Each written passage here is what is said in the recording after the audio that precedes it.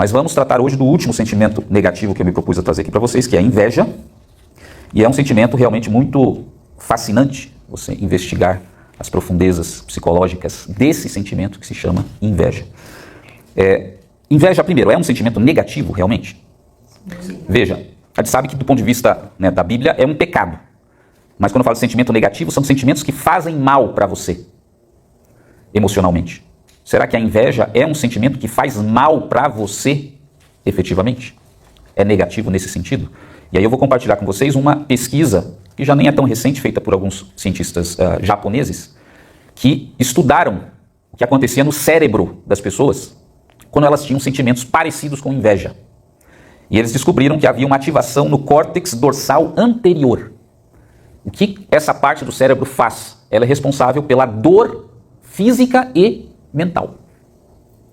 Então a conclusão que eles chegaram é que o sentimento, as pessoas que experimentam esse sentimento de inveja, elas experimentam um sofrimento, porque ativa a mesma parte do cérebro que está relacionada com a dor, até física e também dores emocionais. A pessoa sofre. A pessoa que tem inveja sofre. Então, sim, inveja é um sentimento negativo, não só é colocado na Bíblia como um pecado, mas é um sentimento que gera sofrimento na pessoa, que acaba entrando nesse caminho. E o conceito de inveja é importante a gente esclarecer, e é muito útil esclarecer o conceito de inveja em contraste com outro sentimento que também nós conhecemos e que é muito próximo, que é o ciúmes. Inveja, então nós vamos ver, entender o que é inveja também fazendo esse contraste com os ciúmes. Então, o que é a inveja e os ciúmes? Então a primeira camada de análise, aqui mais superficial, veja que ambos os sentimentos estão relacionados à posse. O que é o ciúmes? O ciúmes é o medo de perder ou de que alguém roube algo que você possui, já possui. Então, por exemplo, a pessoa tem lá um amigo. Ela tem, já está na linguagem aqui, ela tem um amigo, é algo que ela possui. Chega um terceiro elemento. O que seria o ciúmes aí? O que o ciúmes geraria nessa relação? O que a pessoa que tem ciúmes tenta fazer? Ela tenta afastar essa terceira pessoa do seu amigo. Mas por que ela faz isso? Porque ela não quer perder o que ela tem. Então, na verdade, o ciúmes é um medo de perder algo que você possui. Pode ser um amigo, pode ser uma esposa, um marido, um namorado. Pode ser até uma coisa física, material. Não tem gente que tem lá, homem, tem ciúme do carro? Ou sei lá, mulher que tem ciúme da casa? Por quê? Pode ser qualquer coisa que você tenha a posse, mas você tem medo mesmo inconscientemente de perder aquela posse. Ou de alguém roubar. Isso é o ciúmes. Agora veja o que é a inveja. A inveja seria o ressentimento ou a raiva, depois a gente vai definir mais exatamente, por não ter o que o outro possui. Veja que tem a ver com a posse de novo. Mas na inveja, a raiva é por não ter o que o outro possui, mas você gostaria de ter. Então aqui nós estabelecemos a relação entre ciúmes e inveja. Os dois estão relacionados com a posse de algo. No caso do ciúmes, você não quer perder a posse. No caso da inveja, você gostaria de ter a posse que você não tem e você vê que outro tem. E novamente, pode ser a posse que você gostaria, poderia ser, no caso da inveja, que você gostaria de ter, o outro tem e você gostaria de ter. Pode ser a reputação do outro, pode ser a beleza do outro, pode ser o dom que o outro tem, pode ser o namorado do outro, ou a namorada, a felicidade, o dinheiro, qualquer coisa que você gostaria de ter a posse, mas essa posse está na mão de outra pessoa. Muito bem, essa é a primeira camada aqui, para entender inveja e ciúmes. Vamos para a segunda camada, que é dissecar exatamente esse sentimento, agora especificamente da inveja. E eu quero chamar a atenção de vocês, 6 fatos aqui para identificar o sentimento de inveja. Porque a gente está falando disso para a gente ser capaz, não só de avaliar a inveja nos outros, mas principalmente para você ser capaz de se autoavaliar. E ver quando esse sentimento está nascendo dentro de você. Então, o primeiro desses fatos, para identificar a inveja, é que a inveja só se manifesta em relação a alguém que possui algo que você realmente quer. Veja, como é que chama aquela carteira de motorista de, entre aspas, né, de avião? Me fugiu o termo agora aqui. Brevet, né? Vamos supor, você conhece alguém que adquiriu um brevet. Será que você teria inveja dessa pessoa?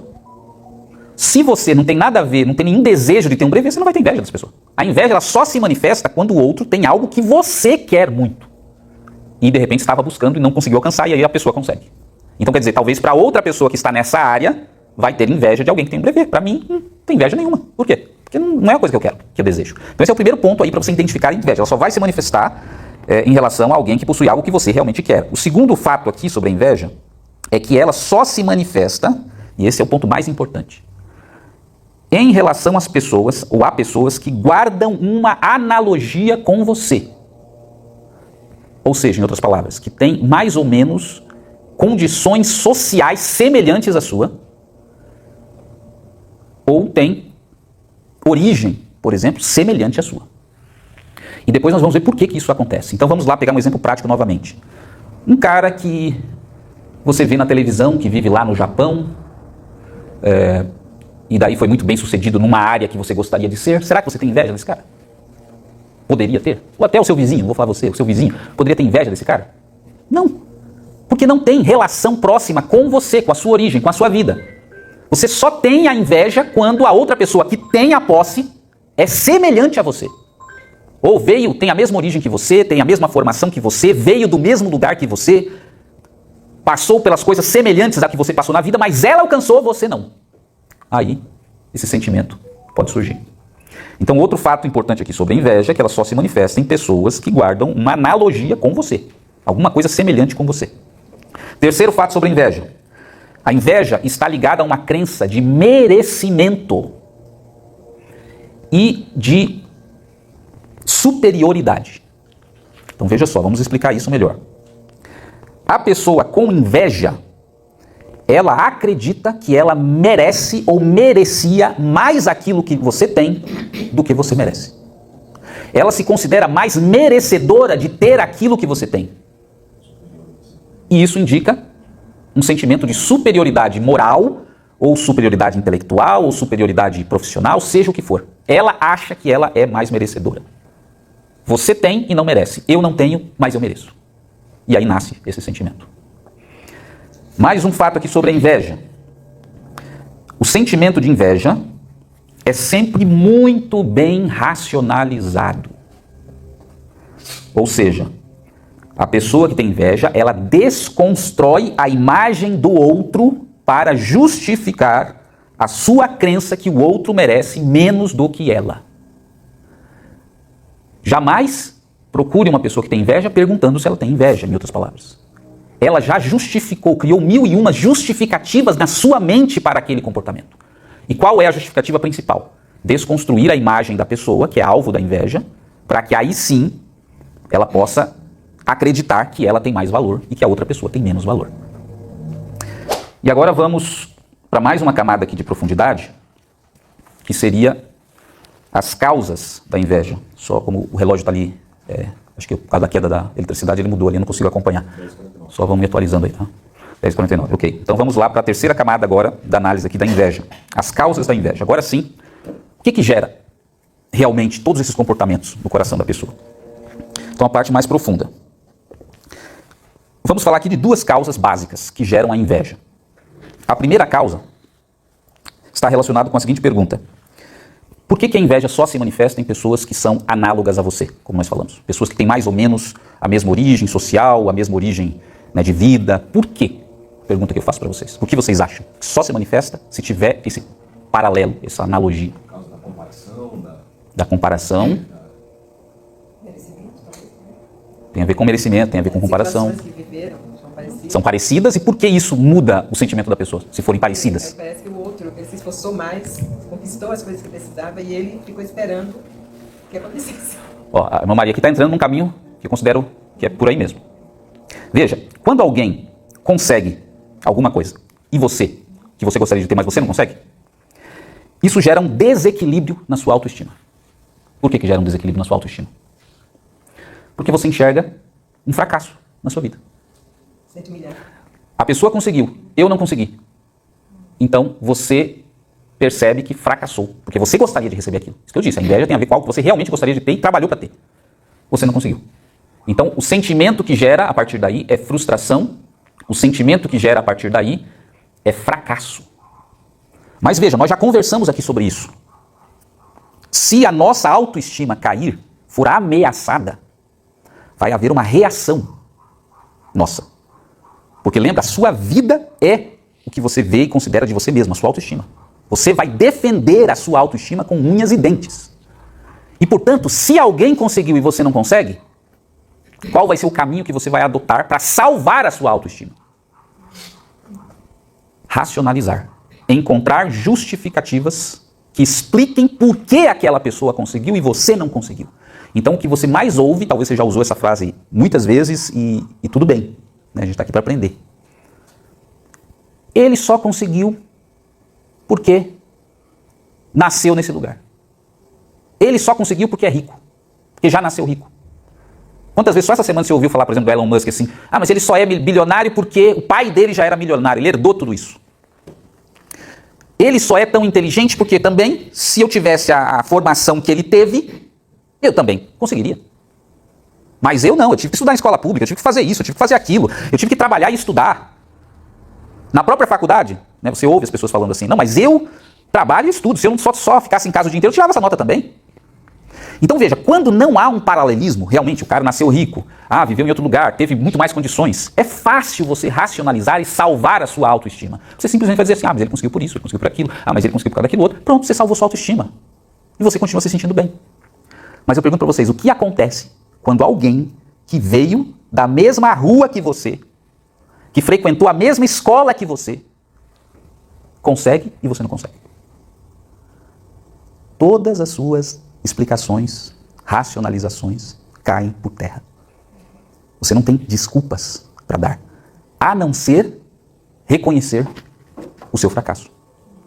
Eu não me dediquei direito, eu fui displicente em relação à minha vida, eu tomei decisões erradas, porque não tem. As vidas são muito semelhantes, você não consegue achar coisas para justificar o seu fracasso. E aí que nasce esse sentimento de inveja, que basicamente é se revoltar contra a pessoa. Aí que nasce, você começa a forçar a barra nessas racionalizações. Como você não tem onde se apegar, você começa a procurar nessa pessoa e distorcer a imagem dela para achar falhas de caráter, falhas de comportamento, para você dizer para você mesmo, sabia que tinha alguma coisa. É desonesto. Se for para conseguir desse jeito que essa pessoa é, eu prefiro não ter.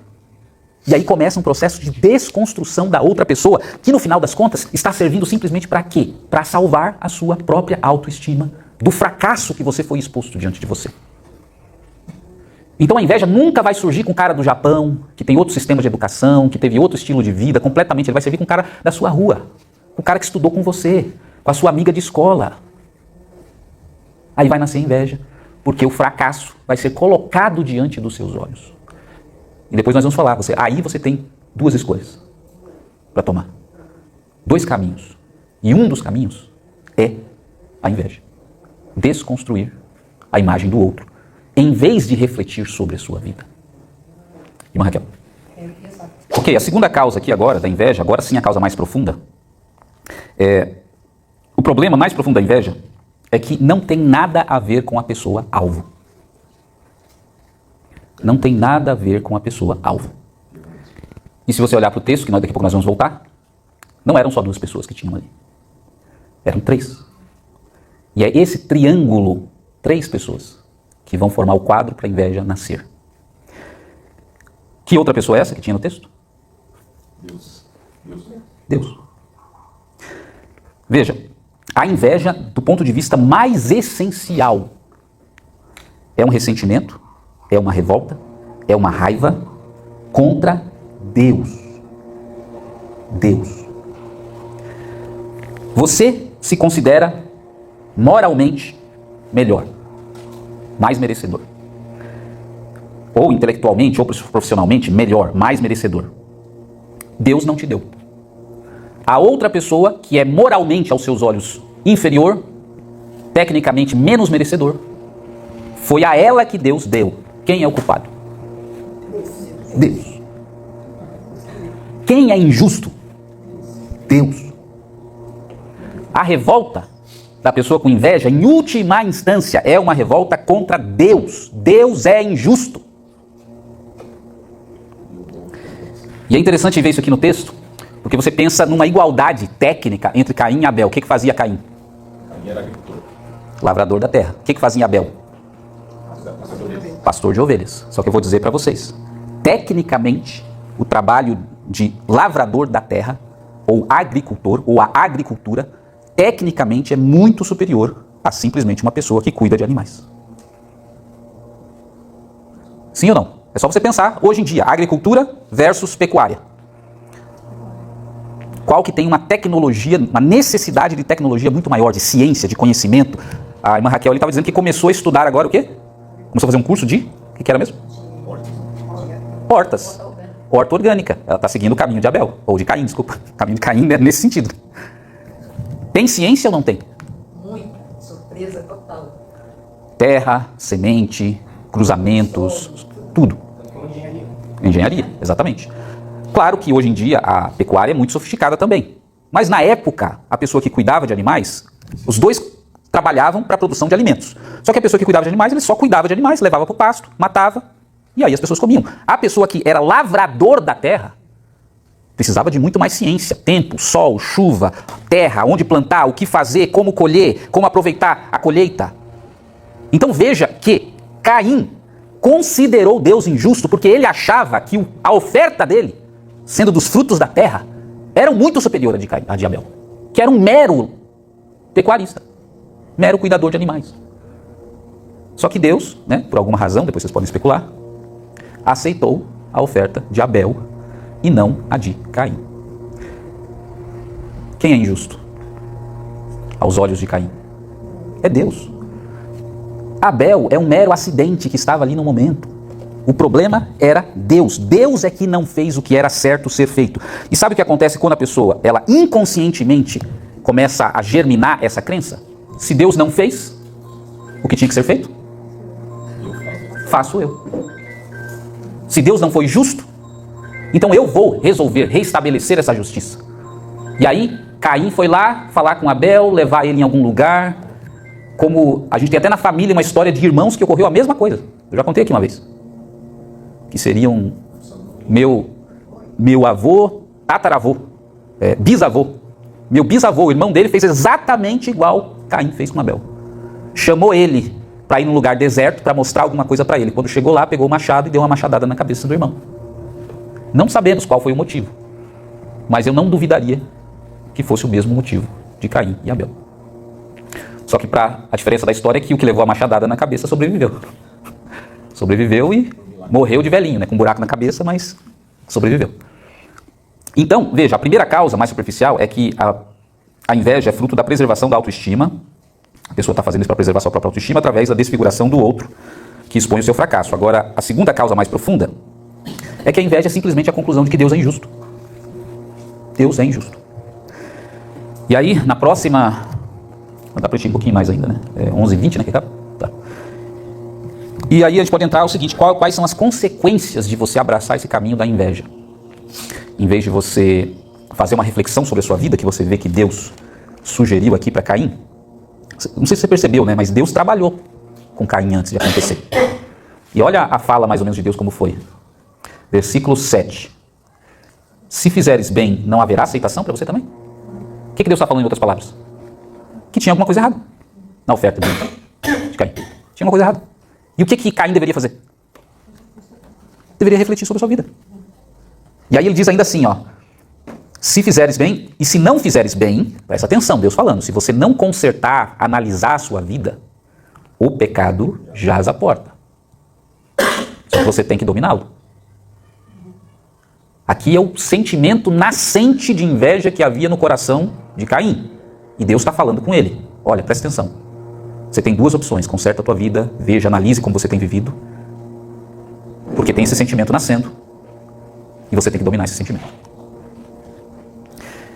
Caim dominou ou não? Não. E tem consequências você não dominar esse sentimento de inveja? Eu vou resumir aqui para você, para a gente terminar, as consequências que o texto bíblico apresenta. Primeiro, há uma corrupção do coração da pessoa. Jesus mesmo disse, a pessoa que mata alguém, o pecado já começou muito tempo antes. Quando começou a permitir que essa raiva, essa ira, esse ódio se instale no coração. Segunda consequência que nós vemos aqui no texto é que essa corrupção do coração, eventualmente, ela se transforma em ação. Ações concretas. Caim foi lá e matou. Hoje pode ser mais difícil isso acontecer por causa das leis, mas a pessoa começa a ter ações objetivas contra a outra. Começa no coração e começa a se transformar em ação. E essas ações, né, que a pessoa começa a implementar, geram 3 coisas que está aqui no texto, que eu vou passar bem rápido, não vai dar tempo. Primeiro, rompimento da conexão com Deus.